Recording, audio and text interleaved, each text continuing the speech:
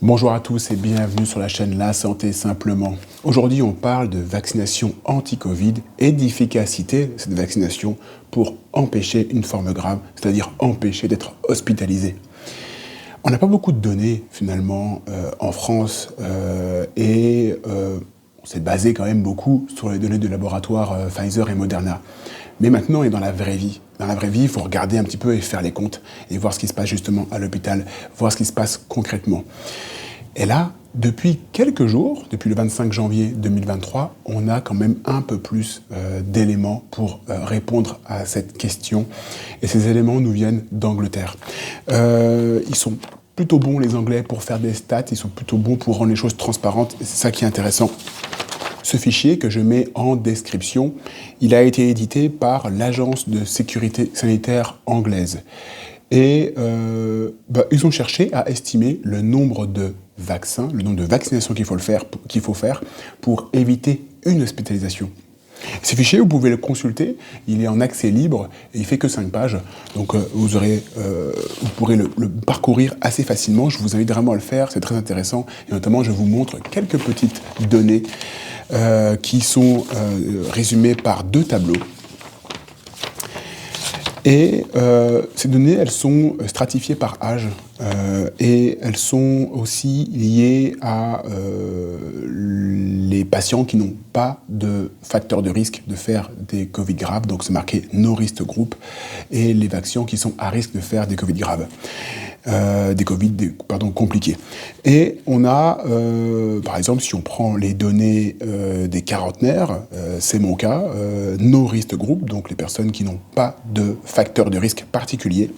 Et si on regarde automne 2022, qui correspond à la dose booster, à la 4e dose, on se rend compte qu'il faut vacciner 92 500 personnes entre 40 et 49 ans pour éviter une hospitalisation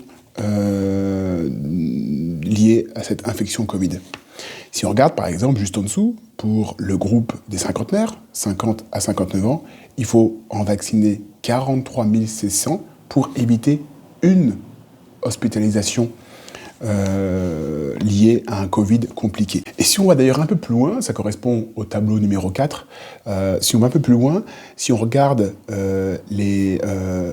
les hospitalisations sévères, parce que là on était sur les hospitalisations classiques, si on va sur les hospitalisations sévères, là les chiffres sont encore plus parlants.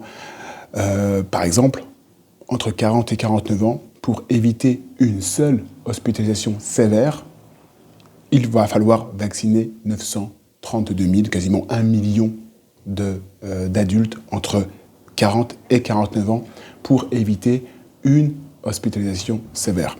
Et si on regarde dans le groupe des 50-59 ans, pareil, sur cette dose booster, sur cette dose de cette 4e dose et cette 2e dose de rappel, on est aussi sur un nombre quand même important de besoin de vacciner des patients pour éviter une hospitalisation sévère. Là, on est sur 256 400 patients à vacciner avec cette dose de rappel pour éviter une hospitalisation sévère. Alors, qu'est-ce qu'on peut en dire quand on voit tous ces chiffres ?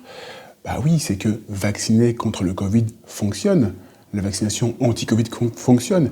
Mais on voit bien que l'efficacité, elle n'est pas redoutable. Vous voyez le nombre d'individus qu'il faut vacciner pour éviter seulement un séjour hospitalier, en tout cas pour cette classe d'âge entre 40 et 60 ans, on voit bien que c'est très loin de ce qui avait été annoncé au départ. Et là maintenant, on est dans la réalité du terrain et voilà ce qui se passe. Je voulais partager quand même ces données avec vous parce que si on va un peu plus loin, on va quand même se poser la question bien sûr des effets secondaires et là clairement, on va se poser la question de la balance bénéfice-risque. Parce que bien sûr, s'il faut vacciner 932 500 quarantenaires en deuxième dose de rappel pour éviter un cas sévère Covid, il faut s'assurer que sur ces 932 500 patients, il n'y ait pas un seul patient qui fasse une réaction sévère à la vaccination. Sinon, clairement, la balance bénéfice-risque est défavorable. Ce sujet, je le traiterai probablement la semaine prochaine parce qu'on a aussi des données justement sur les effets secondaires liés au vaccin. Et là, clairement, on peut se poser la question de cette balance bénéfice-risque au vu de ces données anglaises. Ça sera le sujet d'une prochaine vidéo. Je vous invite à partager la vidéo si elle vous a plu. Je vous invite à mettre un pouce. Je vous invite à vous abonner à la chaîne si vous aimez ce type de contenu. Je vous dis à très bientôt pour d'autres vidéos sur la chaîne La Santé Simplement. Au revoir.